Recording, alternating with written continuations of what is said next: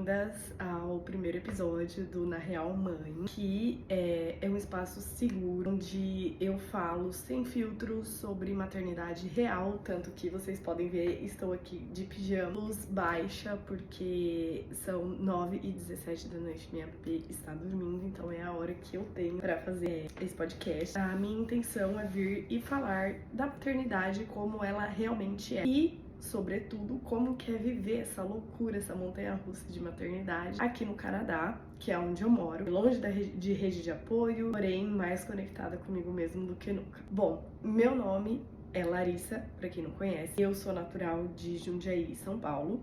A minha história de como eu me tornei mãe é uma história de milagre, é um testemunho de milagre. Eu gostaria de compartilhar essa história aqui com vocês hoje, nesse primeiro episódio do podcast, para que vocês entendam um pouquinho mais sobre quem eu sou e o que é a minha história, né, como eu me tornei mãe e tudo mais. Bom, eu tenho 31 anos e aos 24, se eu não me engano, eu fui diagnosticada nos Estados Unidos com menopausa precoce. Eu já estava com meu marido, nós estávamos conversando sobre a possibilidade de ter ou não filhos. Nunca menstruei de forma natural, eu sempre tive que tomar anticoncepcional pra minha menstruação descer. E eu morei um tempo nos Estados Unidos e nesse tempo que eu tava lá, eu fiquei mais ou menos 1 ano e meio sem concepcional. E fiquei 1 ano e meio sem a minha menstruação, o que pra quem toma anticoncepcional desde os 15, 16 anos, normal, né?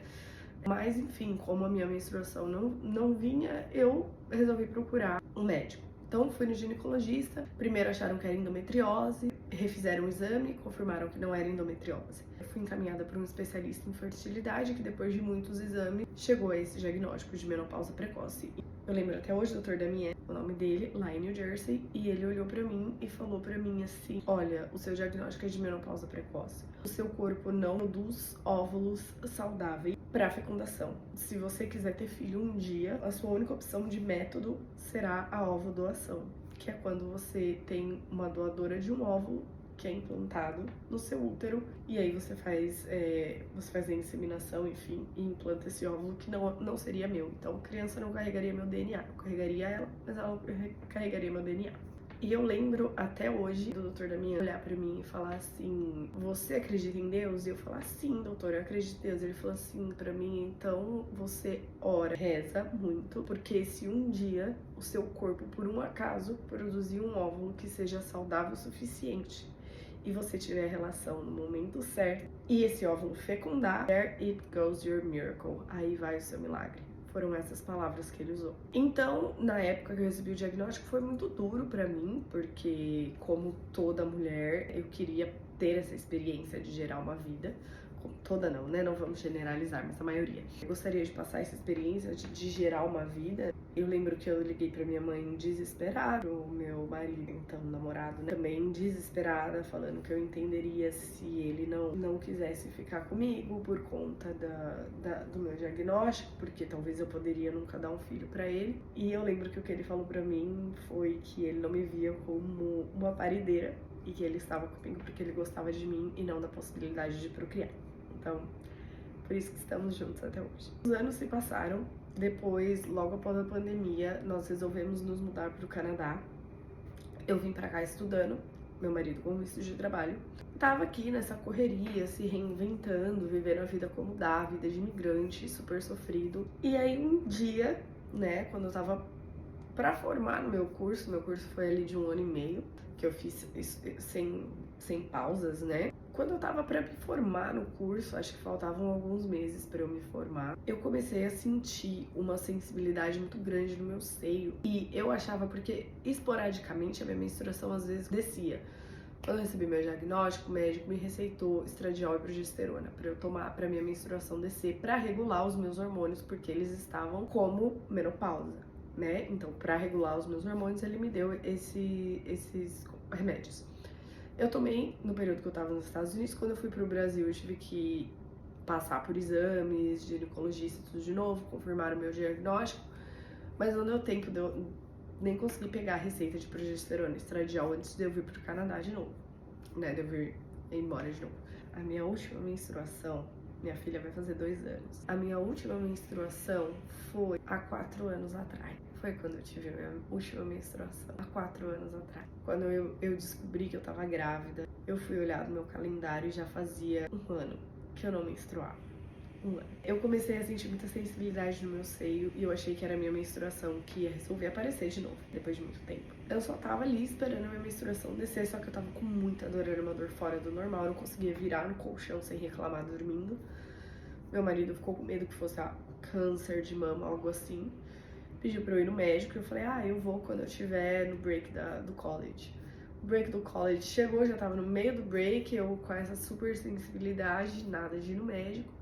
Até que estourou uma herpes na minha boca, porque a minha imunidade abaixou. E eu fiz uma consulta online pra pegar o remédio pra herpes. Mencionei a sensibilidade no seio, o médico me perguntou, alguma possibilidade de você estar grávida? Eu falei, não, meu querido, minha história é essa. Ele falou, mas vamos fazer um exame de sangue só pra ter certeza? Eu falei, ok. No dia seguinte, fiz um exame de sangue. 3 dias depois, conversando com uma ex-chefe minha, ela colocou na minha cabeça que eu deveria comprar um teste de farmácia e fazer. Ok, saí do trabalho, eu trabalhava numa loja e nesse dia eu tinha fechado a loja.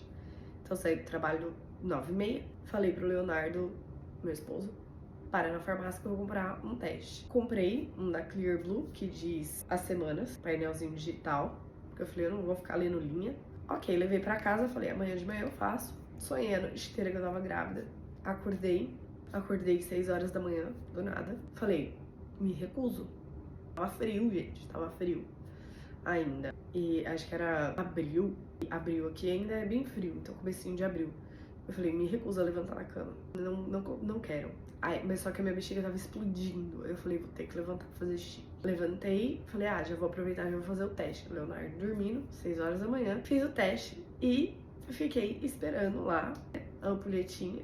Daí apareceu pregnant. E aí e apareceu outra ampulhetinha, pregnant, grávida. Só que na minha cabeça, aquela outra ampulhetinha tava piscando pra aparecer sim ou não. E eu tava esperando o não, né? Pois bem, quando a ampulheta parou de piscar, indicou as semanas, que eu estava de 2 a 3 semanas. Então, nesse momento, tudo mudou dentro de mim, sabe? Eu pensei comigo mesmo, é pra ser agora. Mas com isso também veio medo, porque, de novo, como seria, né? Ter um bebê num país que não era ainda e ainda não é totalmente meu. Eu não me sinto em casa no Canadá ainda, não é? Eu não consigo chamar o Canadá de minha casa. Não ter a minha mãe por perto, ela veio pro meu parto, ela ficou comigo 3 meses. Depois nós fomos pro Brasil, ficamos mais 2 meses no Brasil. Então, assim, uma boa parte do tempo eu tive a minha mãe. Mas agora eu não tenho mais a minha mãe, né? E assim, eu não tenho nenhuma rede de apoio aqui. Somos só Leonardo e eu, meu marido e eu. Foi uma avalanche de emoções que nenhuma aula de inglês podia me preparar pra sentir. Então, essa é a história, a minha história, né? De como eu engravidei, de como eu me tornei mãe. Minha filha chegou como um milagre, mas ela também chegou como um divisor de águas na minha vida. Ela me deu um novo sentido de coragem, e esse podcast é por conta dela que nasceu. Então, não só pra eu contar a nossa história, mas também a de tantas outras mulheres que, assim como eu, estão vivendo a maternidade real, que estão longe da família, que não tem toda aquela romantização de maternidade perfeita, né? Então é isso, pessoal. Sejam muito bem-vindas. Eu espero que vocês gostem do conteúdo, que vocês se identifiquem. E se vocês quiserem saber de qualquer assunto relacionado à maternidade no Canadá, me perguntem. Coloca aqui nos comentários. Pro próximo episódio eu vou tentar trazer as respostas de vocês, as perguntas de vocês. E é isso, a intenção é ser uma conversa aberta, um lugar sem julgamento. E aqui, de novo, é sobre maternidade real. O que é bom, o que é não tão bom, o que é ruim, como foi, como minha experiência de parto, enfim. Se vocês tiverem qualquer ideia de tema para os próximos vídeos do podcast, deixem aqui nos comentários. Sejam bem-vindas e eu espero que vocês gostem. Um beijo!